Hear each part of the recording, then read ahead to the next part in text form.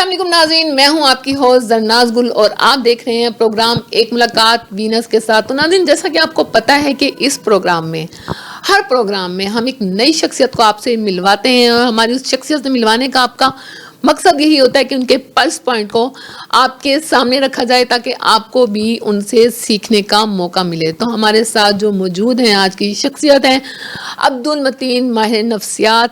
تو ان سے جانتے ہیں ان کے بارے میں، ان کے پروفیشن کے بارے میں، ان کی خدمات کے بارے میں. السلام علیکم. وعلیکم السلام. سر کیسے ہیں آپ؟ اللہ کا شکر ہے، آپ سنائیے. الحمدللہ. اچھا سر، یہ بتائیے گا آپ کا ڈاکٹری کی طرف رجحان کیسے بنا؟ اصل میں یہ شعبہ جو ہے یہ انسانیت کی خدمت کا ایک شعبہ ہے. شروع ہی سے میں تھوڑا سا سینسیٹیو تھا اور کسی کے بھی جو مقصد پریشانی یا مشکلات آتی تھی تو ان کے لیے مدد کرنے کا دل کرتا تھا. اپنی کالونی کے اندر بھی اس قسم کے ویلفیئر کے کام کرتا تھا. تو آہستہ آہستہ پھر یہ صحت سے اور شغف بڑھ گیا.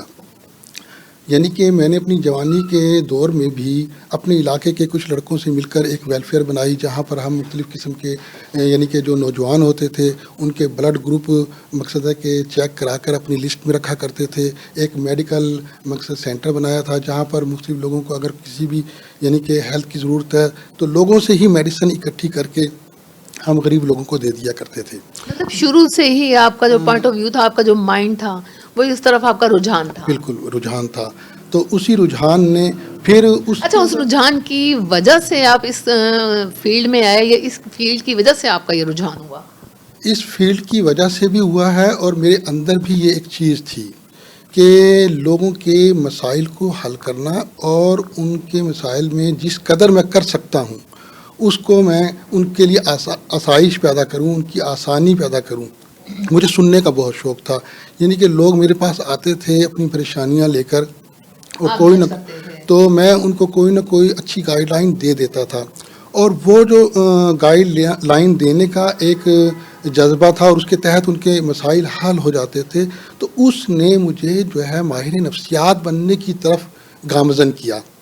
کیونکہ لوگوں کے بہت سارے ایسے نفسیاتی مسائل ہوتے ہیں جو لوگ ایک دوسرے سے شیئر بھی نہیں کرتے، جو ایک دوسرے سے کمیونیکیٹ نہیں کرتے، جس کی وجہ سے وہ پرابلم اتنے ہائی ہو جاتے ہیں. چھوٹی چھوٹی سی باتیں ہوتی ہیں اور وہ غلط فہمیوں کی وجہ سے ایک بہت بڑے ڈپریشن اور انگزائٹی کا باعث بن جاتے ہیں. تو یہ یعنی کہ جب میں اس قسم کے کام کرتا اور ان سے لوگوں کو ریلیف ملتا تو پھر میرا یہ ہوا کہ اس کو ایز اے پروفیشنل کیوں نہ کیا جائے. تو میں پھر اس میں یعنی کہ ایز اے پروفیشنل اس لائن میں آ گیا اور ماشاءاللہ مجھے پھر یوتھ کے اوپر کام کرنے کا بہت موقع ملا. کچھ ایسے پروگرام تھے جو کہ انٹرنیشنل آرگنائزیشن کی مدد سے چل رہے تھے. وہاں مجھے نوجوانوں کے مسائل پر بہت کام کرنے کا موقع ملا اور پھر وہاں سے پتہ چلا کہ نوجوانوں کے جہاں پر ریپروڈکٹیو ہیلتھ سے ریلیٹڈ مسائل ہوتے ہیں وہاں پر جو ہے ہماری قوم ایک نئے مرض کا شکار ہو رہی ہے جو ایسا مرض ہے جو ہماری نوجوان نسل کو چاٹ رہی ہے. یعنی کہ نوجوان کسی بھی ملک کا اثاثہ ہوتا ہے. ہمارا جو نوجوان ہے، پاکستان کی جو نوجوان آبادی ہے تقریباً 64% ہمارا نوجوان ہے. یعنی نوجوان یوں سمجھ لیں کہ کسی بھی یعنی کہ ملک کا سرمایہ ہے. یعنی کہ وہ یوتھ جو بالکل تیار ہے، فصل تیار ہے. سر کیا سمجھتے ہیں جو ہماری یوتھ ہے وہ سٹریس کا شکار ہے، پریشانی کا شکار ہے، وہ اس طرح کی منشیات میں یا مطلب اس قسم کی ایکٹیویٹی میں کیوں ملوث ہو جاتی ہے؟ کیا وجوہات آپ سمجھتے ہیں؟ دیکھیں اس کے 3-4 وجوہات ہوتی ہیں. کچھ بایولوجیکل وجوہات ہوتی ہیں، کچھ نفسیاتی وجوہات ہوتی ہیں، کچھ سماجی وجوہات ہوتی ہیں. ہمارے ہاں جو ہے زیادہ تر جو وجوہات ہیں، جو میری ریسرچ ہے، جو آبزرویشن ہے، وہ نفسیاتی اور سماجی وجوہات زیادہ ہیں. اگر ہم اس نفسیاتی اور سماجی وجوہات کیا فائنانس پہ بیس ہیں؟ بے روزگاری، جی ہاں، جہالت. یعنی کہ دیکھیں سماجی رویے بھی ہیں ہمارے اور ہماری جو گورنمنٹ ہیں، لیڈرشپ ہے، وہ جو پلاننگ ہے ان کی وہ صحیح نہیں ہے. ہم اپنے بچوں یعنی کہ بچے جو ہیں ہمارے پوٹینشیل ان کے اندر بہت زیادہ ہے، وہ کام کرنا چاہتے ہیں لیکن ہمارے پاس کوئی پلان نہیں ہے کہ ان کو انگیج کر سکیں.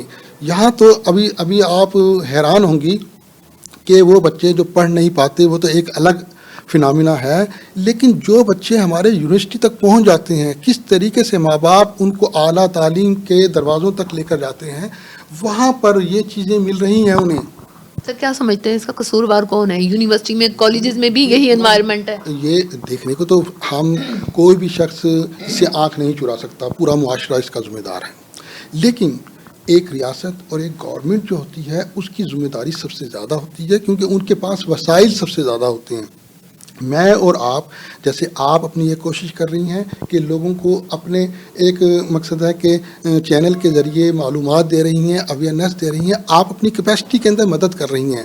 میرے پاس جو علم ہے میں اویئرنیس ان کو ذریعے دے رہا ہوں، یا جو ہم نے ایک سینٹر بنایا ہے، جو ایک ہاسپٹل بنایا ہے، وہاں پر ایک اعلیٰ سروسز دے کر ان کو ان دلدل سے نکالنے کی کوشش کر رہے ہیں. لیکن جو بڑی سپورٹ ہے، جو یہ چیلنج ہے، اس کو جو حل کر سکتے ہیں، اور یہ حل ہو سکتا ہے، یعنی کہ نشے کا جو علاج 100% ممکن ہے. ایسا نہیں ہے کہ اس کا علاج نہیں ہے، لا علاج نہیں ہے. یقین کریں کہ یہ علاج ہو سکتا ہے. صرف ہمارے معاشرے کے اندر جتنے بھی سٹیک ہولڈر ہیں ان کو اپنی ذمہ داری لینے کی ضرورت ہے اور صحیح گائیڈ لائن پر چلنے کی ضرورت ہے. اسٹیک ہولڈرز کی اویئرنیس کے لیے کیا نئے عمل پالیسیز ہونے چاہیے کہ ان کا جو رخ ہے، ان کا جو مائنڈ ہے، وہ اس طرف ہو سکے کہ انہوں نے اس کے لیے اقدامات کرنے ہیں، اس کے لیے پالیسیز بنانی ہے، اس کے لیے کام کرنا ہے، ایکٹیویٹی میں آنا ہے؟ اس وقت جس قسم کے حالات سے ہم گزر رہے ہیں، ہم ابھی آپ یہ دیکھیں کہ ہم اپنے پولیٹیکل جو ہمارے لوگ ہیں، پولیٹیشینس ہیں، ان کے رویے بھی اتنے یعنی کہ سازگار نہیں رہے، ایسے آئیڈیل نہیں ہیں جن کو لوگ فالو کر سکیں. ہمارے علماء کے رویے ایسے نہیں رہے کہ ان کو فالو کر سکیں. جن لوگوں نے لیڈ کرنا تھا، وہ ان کی کہانیاں اور سٹوریاں لوگ جب سنتے ہیں کہ یہ کرپٹ ہیں اور نظام ہمارا اتنا کرپٹ ہو گیا ہے، تو ایک عام آدمی جس کو روزگار نہیں مل رہا، جس کو تعلیم کے بعد جاب نہیں مل رہی، وہ تو بہت جلد اس کو فالو کرے گا. کیونکہ فالو کرنے والے سے جن کو فالو کیا جاتا ہے وہ ماڈل ہوتے ہیں. جب ہمارا ماڈل ہی بگڑ گیا جس کو ہم نے فالو کرنا ہے، تو پھر یہ پوری یوتھ ہو یا کوئی بھی شخص ہو، عام آدمی تو خود بخود اس میں چلا جائے گا. تو ضرورت یہ ہے کہ ہمارے تمام لوگوں کو، عام آدمی سے لے کر جو بھی ذمہ دار لوگ ہیں، جس کیپیسٹی کے اندر جس کے پاس جو نالج ہے، چاہے وہ معاشی طاقت ہے، چاہے وہ علمی طاقت ہے، چاہے وہ کسی بھی فیکلٹی کے اندر، کسی بھی صورت کے اندر اس کے پاس ہے، ہمیں اس کو ایک چاہت سمجھ کے کام کرنا ہے. آپ نے اپنے اس کریئر کا آغاز کب کیا؟ یہ پریکٹیکل لائف؟ پریکٹیکل تو مجھے جو ہے تقریباً ہیلتھ کی فیلڈ کے اندر 25 سے 30 سال ہو گئے ہیں. ٹھیک ہے. میں اور خاص طور پر زیادہ تر میرا جو ہے واسطہ مارجنلائزڈ جو سوسائٹیز ہوتی ہے ان کے ساتھ بہت گہرا رہا. خواتین کے حقوق کے ساتھ بھی میں نے بہت کام کیا ہے، اور بچوں کے لیے میں نے بہت کام کیا ہے.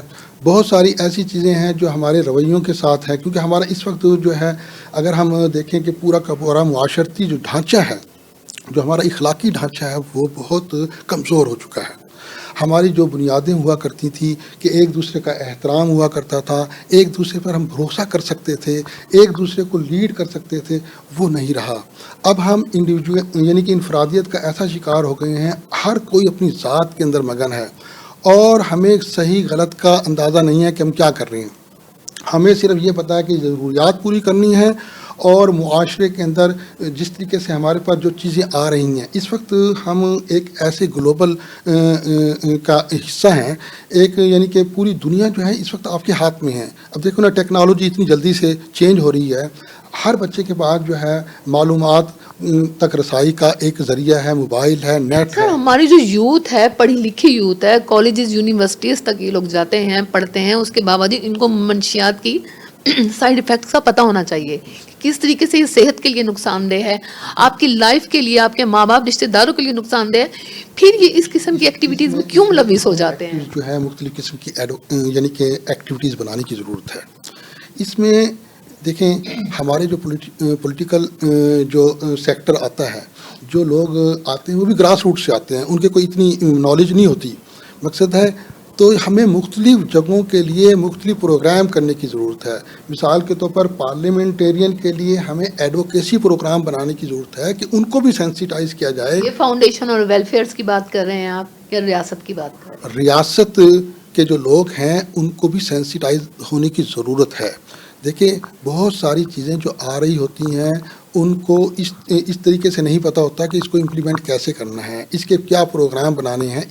جس طریقے سے ہماری اس وقت یعنی کہ تقریباً 8 سے یعنی کہ 70 سے 80 لاکھ جو ہیں لوگ ہیروئن کا شکار ہیں. تو اب یہ جو مقصد یا نشے کا شکار ہیں مختلف قسم کے، تو ان کو کس طریقے سے ہم نے یعنی کہ صحیح کرنا ہے، ان کی ٹریٹمنٹ کیسے کرنی ہے، ان کی ریہیبلیٹیشن سر زیادہ تر جو ہماری یوتھ ہے کس قسم کے نشے میں گرفتار ہے؟ ہیروئن، گردہ، چرس، یا آج کل تو شیشہ بہت عام ہوا ہوا ہے. سب سے زیادہ جو ہے اس وقت پہلے جو ہے ہیروئن، چرس اور آئس، یہ 3 نشے جو ہیں بہت تیزی سے گرو کر رہے ہیں. ان تینوں نشوں پہ تھوڑی سی روشنی ڈالی گی کہ ہیروئن کے کیا سائیڈ ایفیکٹس ہیں، گردہ، چرس اور شیشہ آج کل جو چلا ہوا ہے یہ کس طریقے سے برباد کر رہا ہے؟ سب سے پہلے تو آپ کو بتاتا ہوں کہ میں آپ کو بتاتا ہوں نشہ ہے کیا. دیکھیں کوئی بھی ایسا کیمیکل جس کے لینے کے بعد کسی بھی شخص کے رویے کے اندر، اس کے کردار کے اندر، اس کی سوچ کے اندر چینجنگ آ جاتی ہیں، اور ایسی چینجنگ آتی ہیں کہ اس کی نارمل لائف ڈسٹرب ہو جاتی ہے، وہ نشہ ہے. ٹھیک ہے. اب جب ہم یہ دیکھتے ہیں کہ یہ ہیروئن کیسا نشہ ہے، تو ہیروئن جو ہے یہ بیسیکلی جسمانی نشہ ہے. یہ جسم کے اندر آہستہ یہ اور بہت جلدی، یعنی کہ اگر کوئی شخص 2-4 مرتبہ ہی اس کو استعمال کرے گا تو اس کی طلب شروع ہو جائے گی. نہیں ملے گا تو اس کے اندر بے چینی شروع ہوگی. یعنی 1-2 دفعہ کے استعمال سے ہی عادت پڑ جاتی ہے. کیونکہ پہلی مرتبہ تو پیے گا تو نشہ اس کو کہے گا کہ مجھ سے دور ہٹ جاؤ، اسے وامٹنگ ہوگی، متلی ہوگی. لیکن اگر وہ کہے نہیں میں دوبارہ پی کے دیکھتا ہوں مزہ تو آیا نہیں ہے، تو وہ 2-3 مرتبہ پیے گا تو پھر وہ اس کو. اچھا ڈاکٹر صاحب جب مزہ ہی نہیں آتا تو پھر دوبارہ کیوں کرتے ہیں یہ؟ کیوریوسٹی. ہمارا جو سب سے بڑا جو ہم اثر لیتے ہیں وہ اپنے پیئر گروپ سے لیتے ہیں. جو ہمارے ہم جولی ساتھی ہوتے ہیں، جن گروپ کے اندر آپ اٹھتے بیٹھتے ہیں، آپ اس انسان جو ہے نا سب سے زیادہ متاثر ہونے والا جو ہے ایک قسم کا جاندار ہے جو اپنی ماحول سے بہت جلدی متاثر ہوتا ہے. اگر کوئی شخص ایک بچہ ایک ایسے ماحول میں اٹھنے بیٹھنے لگ گیا جہاں پر نشہ کر رہے ہیں لوگ، تو وہ نہ کرتے ہوئے بہت جلد ہی اس کا شکار ہو جائے گا. کیونکہ گروپ کی جو پاور ہوتی ہے وہ اس کو چھوڑنا نہیں چاہتا.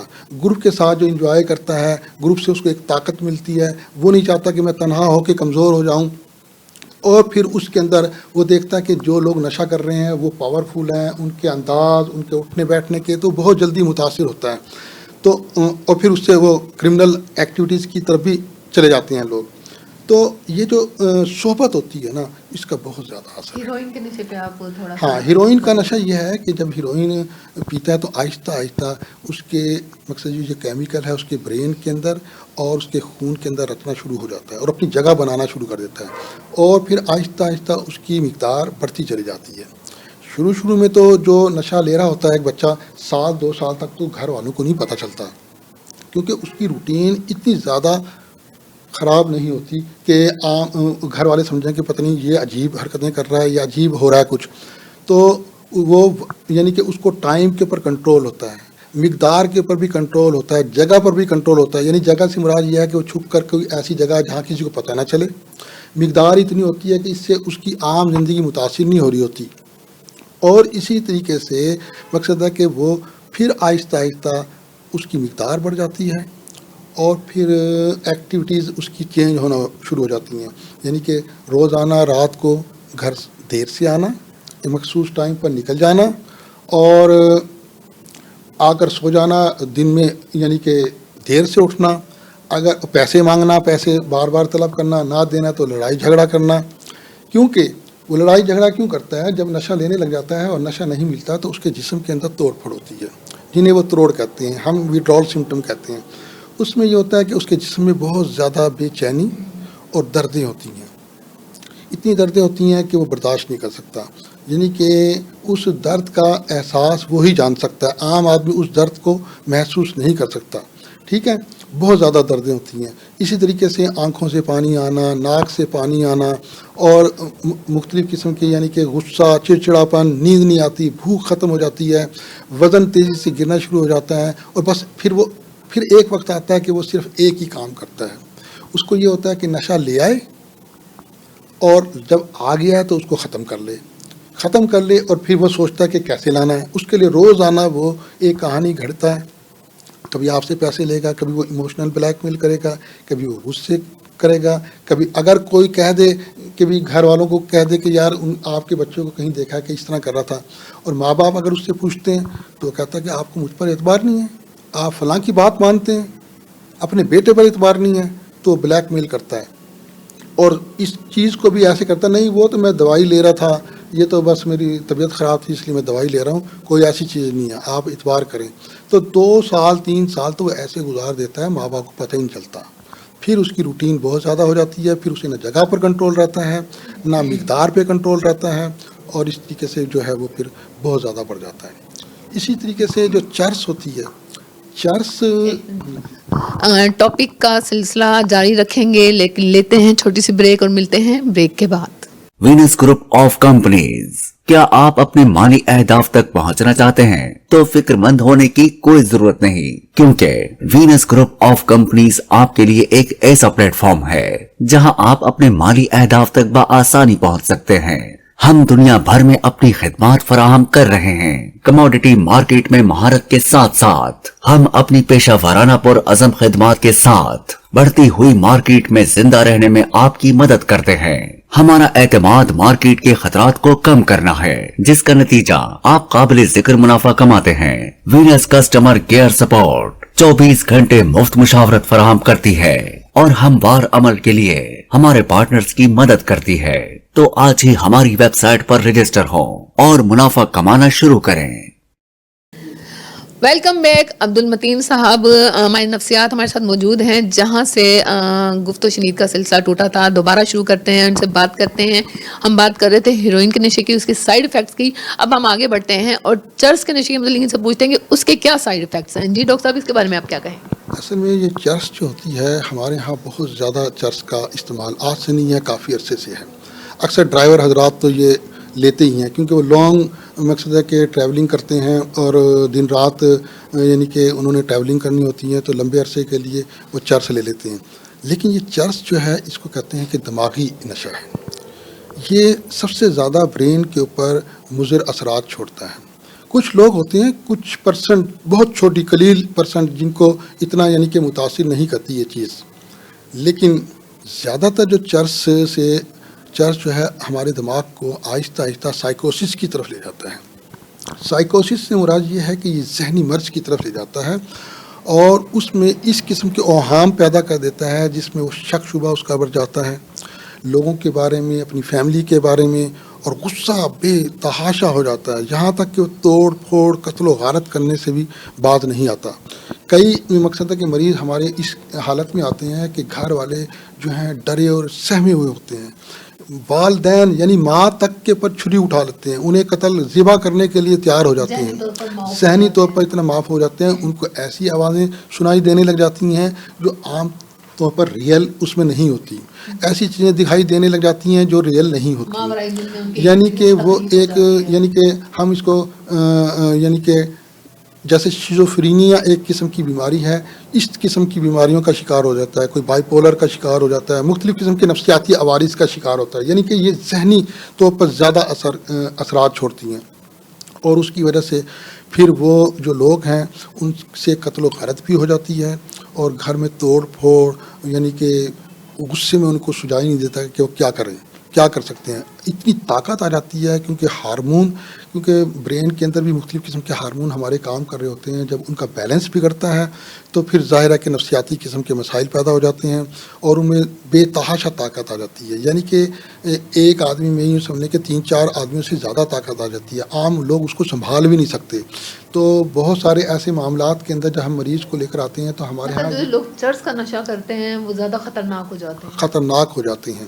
یعنی کہ یہ اپنی جان کے لیے بھی خطرہ پیدا کر سکتے ہیں اور دوسروں کی بھی جان لے سکتے ہیں. یہ کیونکہ ذہنی طور پر معاف کر دیتا ہے اور ان کو ماروا ایک قسم کی ایسے دنیا میں لے جاتے ہیں جہاں وہ سمجھتا ہے کہ خدا کے دعوے بھی کر دیتے ہیں، اور کہ یہ وزیر اعظم نواز شریف تو میں نے اسے پلان بتایا ہے، میرے مطابق میرے حکم پر کام کر رہا ہے، عمران خان جو جلسے کر رہا ہے میرے اوپر، میں نے اس کو بتایا ہے، تو اس کو لگتا ہے ایسے ہے کہ اس کے پاس سپر پاور ہیں، اس کے پاس کوئی ایسی طاقت ہے جس سے وہ پتہ نہیں سے کیا کر سکتا ہے، اس کو ایسا لگتا ہے، لیکن ایکچوئل جو یہ ایسا ہوتا نہیں ہے، لیکن چرچ کے مضر اثرات کی وجہ سے اس کے اندر یہ چیزیں پیدا ہو رہی ہوتی ہیں، اور اس کا بھی بہترین علاج موجود ہے، اس کا بھی 100% تھوڑی سی بعد میں بات کریں گے. ہیروئن کا نشہ ہو گیا، چرس کا نشہ ہو گیا، آئس کا نشہ ہو گیا، اس کے علاج پہ ہم بعد میں بات کریں گے. پہلے ہمیں آپ آئس کے نشے کے بارے میں بھی بتائیں جو کہ یوتھ میں زیادہ طور پہ یہ شامل ہوتا جا رہا ہے.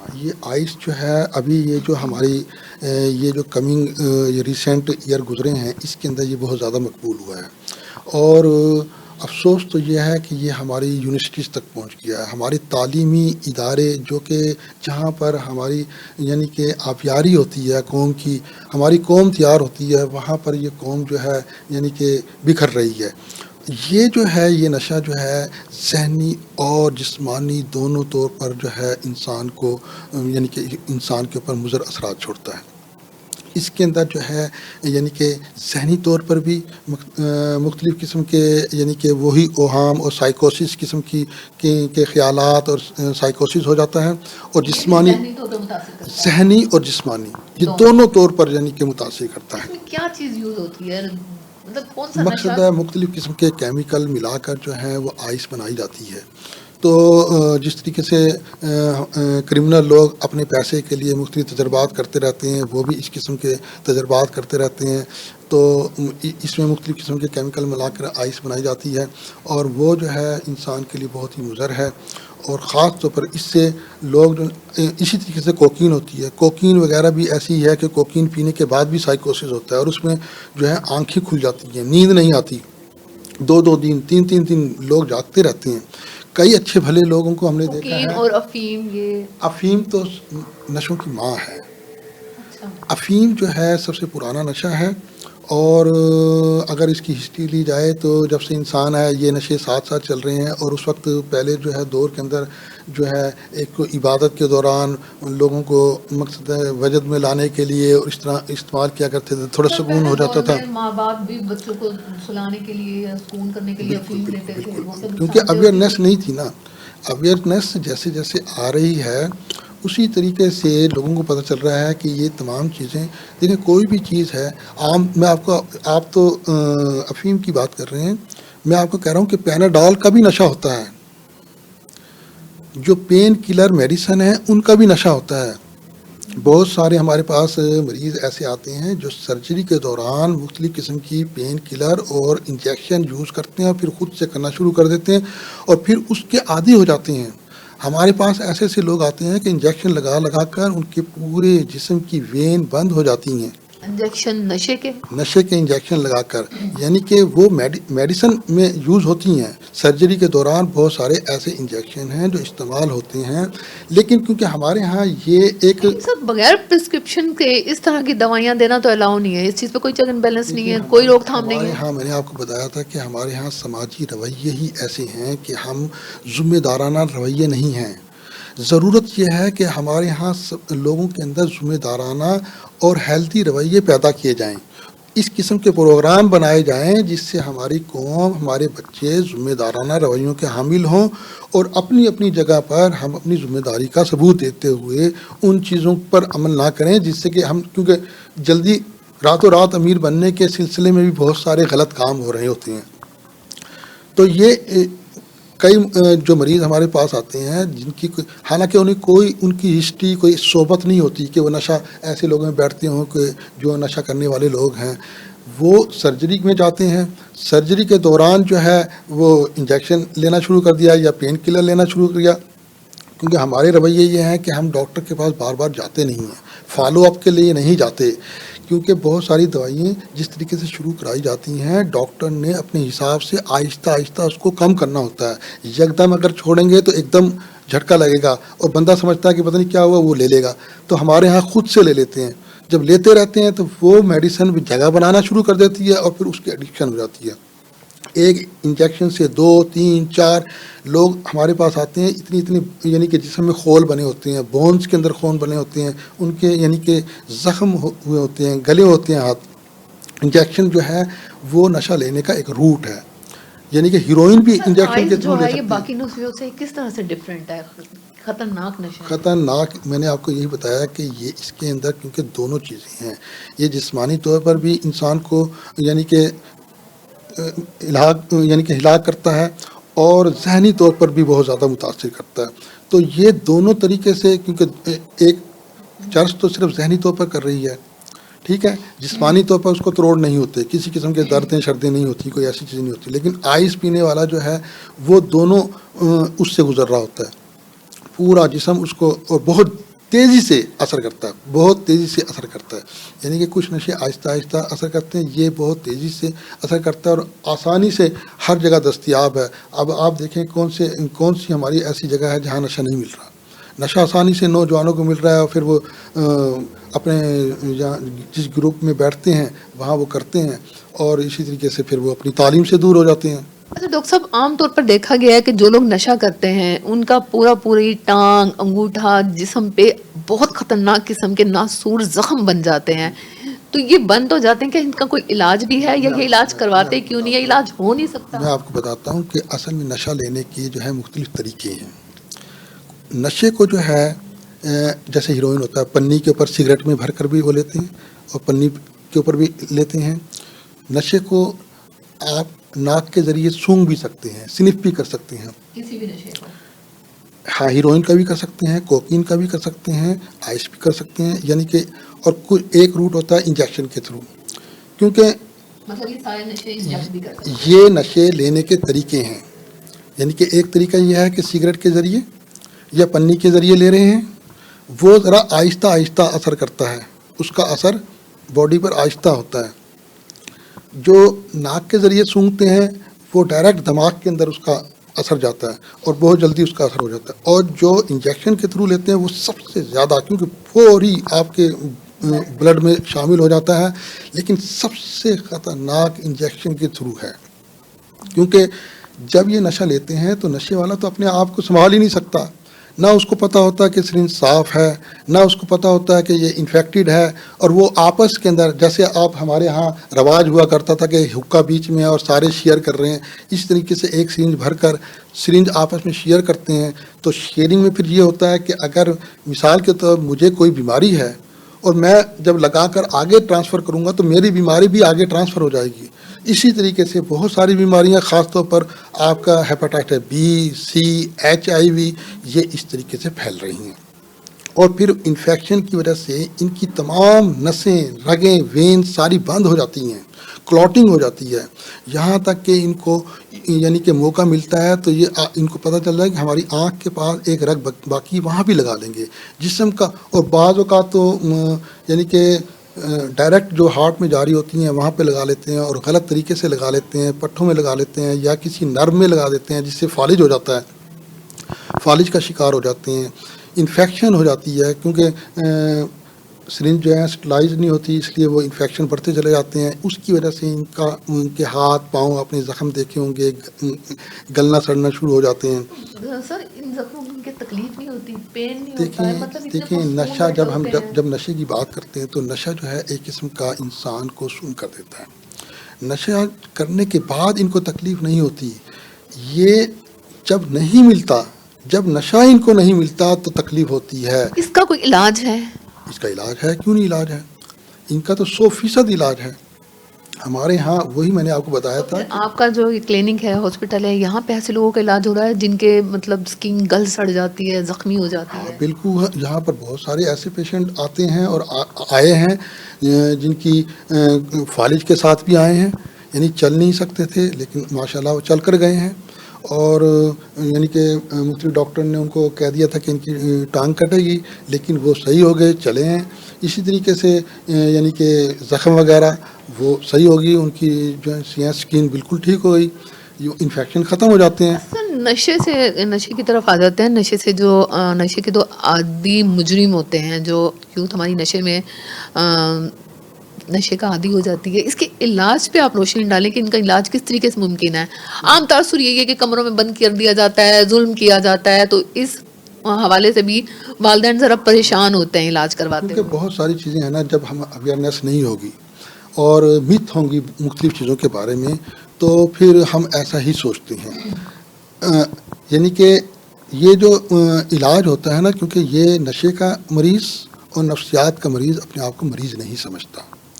جب وہ مریض نہیں سمجھتا اور خود فریبی کا شکار ہوتا ہے تو علاج نہیں کرتا. جب علاج نہیں کرتا تو کیا کرتے ہیں؟ دیکھیں آپ, ایک میں چھوٹی سی مثال دیتا ہوں. ایک بچہ ہے چھوٹا سا, اس کو اپنے بارے میں ڈیسیژن لینا, اپنے بارے میں اچھے برے کا نہیں پتہ. تو جب وہ بیمار ہوتا ہے تو ماں کیا کرتی ہے؟ اس کے ہاتھ پاؤں پکڑ کر چمچ سے اس کے منہ میں ڈالتی ہے, اور وہ اس کو دشمن سمجھ رہی ہوتی ہے. وہ بچہ اس کو دشمن سمجھتا ہے کہ میرے ہاتھ پاؤں پکڑے ہوئے ہیں, زبردستی کر رہے ہیں. تو یہ بھی اس بچے کی طرح ہو جاتے ہیں کہ نہ اپنا ڈیسیژن لے سکتے ہیں, یہ غوط فریبی کا شکار ہوتے ہیں, اور ہاں چھوڑ دیں گے, ہم چھوڑ سکتے ہیں, ہم یہی کرتے کرتے تو یہ اس دلدل میں پھنس جاتے ہیں کہ ہم تو بس دیکھ رہے ہیں, ہم اس کو ٹیسٹ کرنے کے لیے کر رہے ہیں, اور وہ کرتے کرتے کرتے کرتے دلدل سے نکل نہیں پاتے کہ آج کرائیں گے, کل علاج کرا لیں گے, پھر وہ. بلکہ جب ماں باپ کا کوئی نقصان کر دیتے ہیں, یہ فیملی بھی اس وقت کراتی ہے, کیونکہ فیملی کو بھی اتنی زیادہ اویئرنیس نہیں ہوتی. بہت عرصے کے بعد پتہ چلتا ہے, جب وہ بہت ہی زیادہ اس گہرائی میں چلا جاتا ہے اور توڑ پھوڑ کرتا ہے, گھر کے اندر نقصانات کرتا ہے, پھر کہتا ہے کہ وہ یار اتنا نقصان کر رہا ہے, اس سے بہتر ہے اس کا علاج کرا دیں. تو وہ علاج کراتے ہیں. تو وہ اگر اس کو یہ پتہ چل جائے, کچھ مریض ہوتے ہیں جو آتے ہیں علاج کے لیے خود سے, لیکن زیادہ تر کیونکہ وہ اپنا علاج نہیں کرانا چاہتے اور نہ ہی وہ ڈیسیژن لے سکتے ہیں, اگر ان کو پتہ چل جائے کہ فیملی ہماری پلاننگ کر رہی ہے علاج کی, تو گھر سے بھاگ جاتے ہیں. اب آپ یہ بتائیے کہ ایک ایسا شخص جو علاج ہی نہیں کرانا چاہ رہا, اور علاج, دیکھو مجھے آپ کو اگر سر میں درد بھی ہوتا ہے تو ہم سب سے پہلے یہ فیل کرتے ہیں کہ مجھے سر میں درد ہو رہا ہے, میں ایڈمٹ کروں گا نا کہ مجھے کچھ ہو رہا ہے, پھر میں اس کی ریمیڈی کی طرف جاؤں گا. کچھ نہیں لوں گا تو گھر والے سے کہوں گا بھی چائے بنا دو, میں اپنے سر کو کپڑے سے باندھ لوں گا, کوئی بھی تدابیر میں کروں گا. یعنی کہ علاج کی کوئی بھی تدابیر جو ہوگی وہ میں کرنے کی کوشش کروں گا. لیکن جب میں اپنے آپ کو بیمار ہی نہیں سمجھتا تو میں اس کے لیے کیوں علاج کروں گا. لیکن سر نشے کے عادی لوگ جو ہیں, جو مجرم ہیں, جو بچے ہیں, یوتھ ہے, ماں باپ کے لیے ان کی کیا ذمہ داری ہے؟ ماں باپ کو کیسے پتہ لگے یہ نشے کے عادی ہو گئے ہیں, یا نشے میں عادی ہونے کے بعد ماں باپ کی کیا رسپانسبلٹی ہے, ان کو کیسے ہینڈل کیا جائے؟ دیکھیں ماں باپ کی اور ایز اے معاشرے کی جو ہے ہماری یہ ذمہ داری ہے کہ جب ہم دیکھیں کہ ہم سب سے پہلے تو یہ ہے کہ جو ہم ایڈولیسنٹ ایج کہتے ہیں, جب ایک بچہ بچپن سے بلوغت کی طرف ٹرانسلیشن کر رہا ہوتا ہے تو یہ جو ایج ہے ویسے ہی بہت سینسٹیو ہی ہوتی ہے, کیونکہ وہ بچے سے جوانی کی طرف جا رہا ہوتا ہے اور اس کو ایک نئی دنیا, اپنے آپ کو, اپنی آزادی, اپنے آپ کو شو کرنا, اپنی خود نمائی کرنے کا شوق ہوتا ہے کہ میں ہوں, اپنے آپ کی پذیرائی. تو اگر اس کو ایسے میں کوئی ایسا گروپ مل جاتا ہے جو غلط ہو تو وہ اس طرح چلا جاتا ہے. آپ نے دیکھا کہ بہت سارے لوگ ہیں جو مسجدوں میں جاتے ہیں, ان لوگوں کے ساتھ جڑ جاتے ہیں, وہ ویسے ہو جاتے ہیں. کچھ لوگ جو ان سے میڈیا کے ساتھ چلے جاتے ہیں, وہ ویسے ہو جاتے ہیں. تو گروپ کا ہمارا بہت زیادہ اثر ہوتا ہے. تو یہ جو لوگ ہیں ایسے ساتھیوں میں پھنس کر, اور پھر جو یہ بیچنے والے ہیں یا جو پہلے سے متاثر ہو گئے ہیں نشہ کرنے والے, کیونکہ یہ نشہ تو ایسی چیز ہے جو اس کو چاہیے ہی چاہیے. اب وہ کیا کرتا ہے, پہلے تو اس کے پاس اپنے پاس جو سرمایہ تھا اس سے وہ خریدتا رہا, اب اس نے سب کچھ بیچ کھایا ہے, لیکن نشہ تو اسے چاہیے. اس کے لیے اس کو شکار چاہیے, اس کو ایسا, اور وہ نشہ ان لوگوں کو لگاتے ہیں. آپ نے کہا نا ایک شروع میں ایک سوال کسی نے کیا تھا کہ امیر لوگ پڑھے لکھے گھروں کے بھی آ رہے ہیں. بھائی وہ ایسے ہی بچوں کو تلاش کرتے ہیں جس کے پاس پیسہ ہو, جو ان کو بھی کما کر کھلائے اور خود بھی نشہ کرے. تو وہ ایسے غریب آدمی کو تو نہیں کریں گے. غریب آدمی تو وہ مزدور لوگ لگ جاتے ہیں جو کہ مقصد دیہاڑی سے پورا نہیں ہوتا, اور ان کو کوئی ایسا ساتھی مل جاتا اور کہتا ہے کہ یار یہ کر لو, 100 روپے کا نشہ لیں گے لیکن ہم اس سے ڈبل دیہاڑی کما لیں گے. سر نشے کے عادی جو مجرم ہیں ان کے لیے معاشرے کی, ماں باپ کی کیا ذمہ داری ہے, کس طریقے سے ٹریٹ کریں؟ ہماری سب کی ذمہ داری یہ ہے کہ اپنے بچوں پر نظر رکھیں, اپنے بچوں پر نظر رکھیں اور اس کو انگیج کرنے کے پازیٹیو پروگرام ہوں, اس کو فارغ نہ رہنے دیا جائے. کیونکہ اگر جتنا زیادہ اس کا اگنور نہ کیا جائے, اس کا ٹائم دوستوں میں گزرے گا اور ماں باپ کمائی میں لگے رہیں گے, اس سے پوچھیں گے نہیں, ٹائم نہیں دیں گے, تو ظاہر ہے کہ دیکھو انسان اکیلا نہیں رہ سکتا, انسان کو کمپنی چاہیے. اگر گھر سے کمپنی نہیں ملے گی تو اس نے باہر کمپنی لینی ہے. اگر اس کو وہاں کمپنی اچھی مل جاتی ہے تو پھر تو وہ سیف ہے, اگر اچھی کمپنی نہیں ملے گی تو وہ سیف نہیں ہے. اس لیے ماں باپ کو کمپنی دینی چاہیے, اپنے بچوں کے ساتھ دوستانہ رویے رکھنے چاہیے, ان کے اوپر بے جا تنقید نہیں کرنا چاہیے. اگر ان سے کوئی غلطی ہو جاتی ہے, اگر ان کو یعنی کہ ہمارا جس طریقے سے معاشرہ سٹریس کا شکار ہے, اس وقت ہماری پوری قوم سٹریس کا شکار ہے, والدین بھی سٹریس کا شکار ہیں, تو ہم ٹائم نہیں دے پاتے کیونکہ معاشی حالات ایسے ہیں کہ ایک شخص جو ہے, ہم اپنے دور کی بات کریں, ہمارے والدین جو ہیں چھوٹا سا کام کرتے تھے لیکن اچھا فیملی کو وہ کر لیتے تھے. اب لوگ 2 جاب کرتے ہیں بیچارے, 3 جاب کرتے ہیں, یعنی کہ اتنا سٹریس ہے ان پر اکنامکلی, اتنی ٹیکسوں کی بھرمار ہے کہ وہ گھر کو چلانا مشکل ہے. پھر مقابلے بازی اتنی ہو گئی ہے کہ ہم چاہتے ہیں کہ ہمارا گھر بھی ویسا ہو جیسے سامنے والوں کا ہے, وہ یعنی ہمارے پاس بھی گاڑی ہو. تو وہ تمام چیزوں کے حصول کے لیے ہر انسان جو ہے انسان سے کٹ گیا ہے. جب انسان سے کٹ جاتا ہے, اور خاص طور پر جو وہ رشتے جن کا ایک دوسرے کے ساتھ بیٹھنا, ایک دوسرے کی بات سننا, جو ایک دوسرے کے لیے ایک قسم کا حصار ہوتے ہیں, کیونکہ ماں باپ بچوں کے لیے حصار ہیں, ایک قلعہ ہوتے ہیں, وہ اس قلعے سے نکل جاتے ہیں. اور اسی طریقے سے ماں باپ بھی بچوں کی شفقت سے دور ہو جاتے ہیں. پھر وہ بچہ جب دوستوں کی لذت پڑ جاتی ہے پھر وہ ماں باپ کی بات نہیں سنتا, پھر وہ ان کی نصیحتوں کو نصیحت سمجھتا ہے کہ تو ہر وقت نصیحت کرتا رہتا ہے. کیونکہ نشے والوں کو بھی پوری دنیا سمجھاتی ہے, پوری دنیا سمجھاتی ہے, اور وہ خود بھی سمجھتے ہیں کہ یہ چیز بری ہے, لیکن جب وہ پھنس جاتے ہیں تو ان کو اس سے نکلنا مشکل ہوتا ہے. وہ کئی مرتبہ کوشش کرتے ہیں خود سے کہ چھوڑ دیں, مگر 1 دن برداشت کریں گے, 2 دن برداشت کریں گے, تیسرے دن برداشت نہیں کر پاتے. اس لیے ان کو ہاسپٹل کی ضرورت ہوتی ہے. ہاسپٹل میں رہ کر, کیونکہ ہاسپٹل میں ایک ماحول ہوتا ہے, ایک سب سے پہلا ماحول تو یہ ہوتا ہے کہ وہاں اور لوگ بھی نشے کے علاج کے لیے آئے ہوتے ہیں, اس کی ہمت ہوتی ہے, وہ ڈرتا ہے پتہ نہیں وہاں پر کنٹرول کر سکیں گے کہ نہیں کر سکیں گے, میری جو تروڑ ہے وہ کنٹرول ہو سکے گا نہیں ہے, وہ خوف کی وجہ سے نہیں آتے. دوسرا یہ ہے کہ پھر یہاں پر نشہ اس کو نہیں ملتا, گھر پر اس کا علاج ہو نہیں سکتا, کیونکہ جہاں پر وہ خود علاج نہیں کر سکتا وہ نشہ بھی لے لے گا اور میڈیسن بھی لے لے گا. جب میڈیسن اور نشہ دونوں چیزیں لیں گی تو وہ دونوں کیمیکل الگ ہیں, اور اس کا جو ہے وہ اور زیادہ سائیڈ ایفیکٹ ہو سکتا ہے.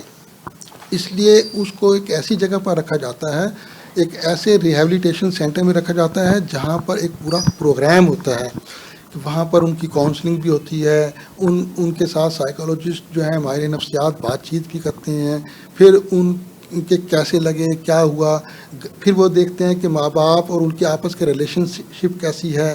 ایکسرسائز, اسپورٹس وغیرہ, ہاں اسپورٹس وغیرہ ہوتی ہیں, انڈور گیمز, کیونکہ یہ انڈور گیمز ہوتی ہیں جب بہت زیادہ بہتر ہو جاتے ہیں, جہاں پر یہ ان کا ذہن کھل جاتا ہے اور سمجھنے لگتے ہیں کہ ہاں, کیونکہ شروع میں تو مریض آتا ہے وہ کہتا ہے کہ مجھے یہاں لائے کیوں ہیں, لیکن بعد میں جب بہتر ہونے لگتا ہے, جب وہ سائیکوسس سے نکل کر صحیح سوچنے لگتا ہے, پھر علاج کے بعد بھی ان کے چیک اینڈ بیلنس کے لیے ان کی نگرانی کی ضرورت ہے کہ دوبارہ اس قسم کی ایکٹیویٹی میں ملوث نہ ہو جائیں. بالکل. دیکھیں ایک ڈاکٹر ہے, ایک بچہ آنکھ سے جل جاتا ہے, ڈاکٹر کا کام ہے اس کی ہیلنگ کرنا.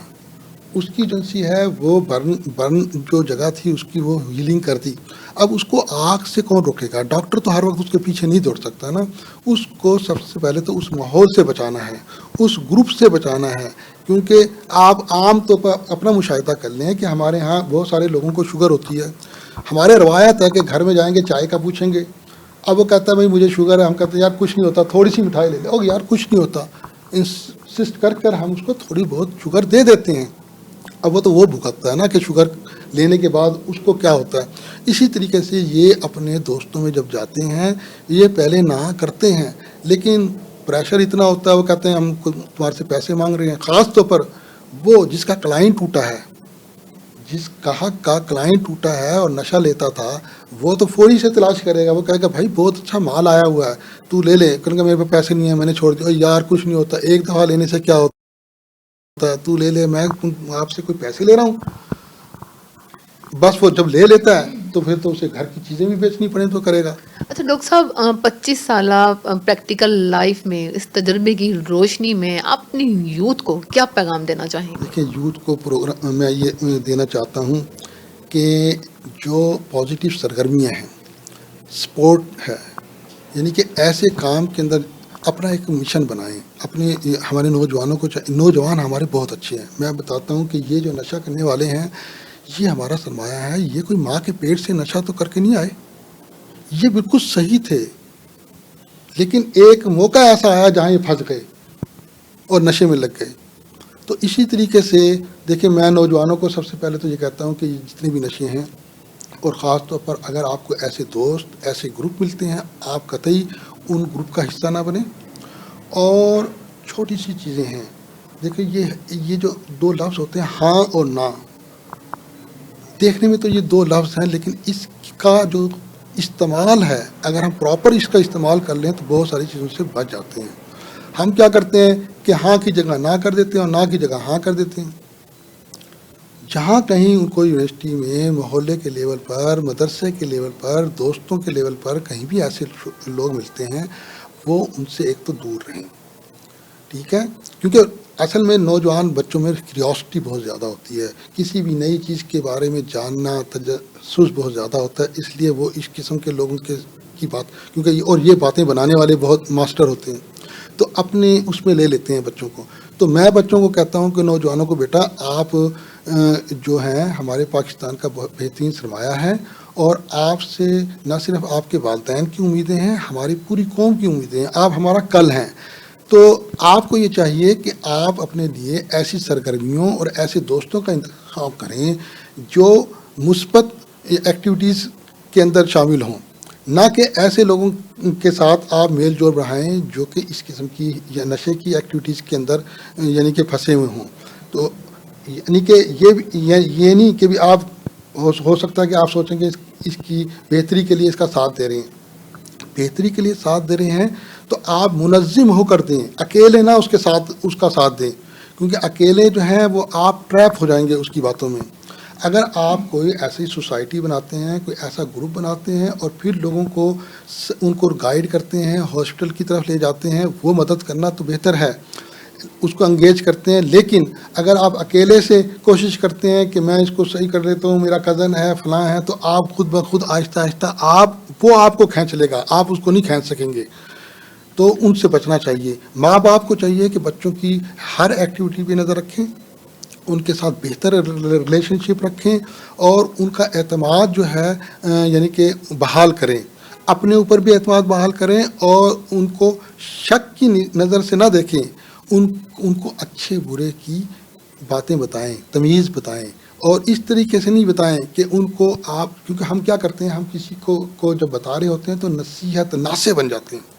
ناسے جب بنتا ہے تو نصیحت کرنے والا ایک اتھارٹی بن جاتا ہے، اور دوسرے کو وہ سمجھتا ہے کہ یہ جو سا ہے یعنی کہ نشانہ بناتا ہے، اس کی طرح انگلی کرتا ہے کہ تو ایسا ہے، تو ایسا کر لے، تو ایسا نہیں، بلکہ اس کے لیول پر جا کر ڈیسیژن اس کو لینے دے. آپ ڈیسائیڈ کر کے اس کو نہ بتائیں، بلکہ اس کو اچھے برے کی تمیز بتائیں کہ آپ یہ دیکھیں اس سے یہ ہو سکتا ہے اور اس طریقے سے یہ ہو سکتا ہے.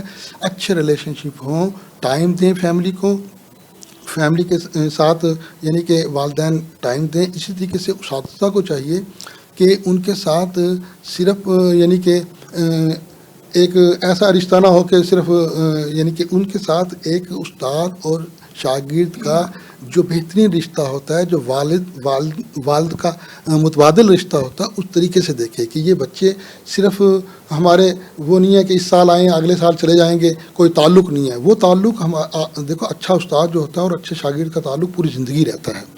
کوئی شاگرد اگر کوئی استاد کسی شاگرد کی زندگی میں مثبت تبدیلی لاتا ہے تو وہ شاگرد کبھی بھولتا نہیں ہے. وہ کسی بھی یعنی کہ بڑے عہدے پر چلے جائے اپنے استاد کا احترام کرتا ہے. تو اساتذہ کو بھی اپنے بچے سمجھتے ہوئے ان کو یعنی کہ ان کی تربیت کرنی ہے. اسی طریقے سے مدرسوں کو جو ہمارے علماء ہیں ان کو بھی اپنی جو سی گروہ بندی سے نکل کر ایک ایز اے قوم کو بہتر راستے پر لانے کے لیے اقدام کرنا ہے. یعنی یہ پوری سوسائٹی کا رول ہے، اس میں صرف پیرنٹس کا نہیں ہے، ہر طبقے کا جو سا ہے رول ہے. جیسے آپ ہیں ایک بہت یعنی احسن اقدام کر رہی ہیں کہ ایک ایسے موضوع کے اوپر یعنی کہ لوگوں کو آگاہی کے لیے آپ کوشش کر رہی ہیں. یہ بہت بڑا جہاد ہے جو آپ کر رہی ہیں. یقین کریں کہ ہماری زبان کے جو الفاظ ہوتے ہیں وہ لوگوں پر اثر کرتے ہیں، اور میڈیا تو اتنا پاورفل یعنی کہ ایک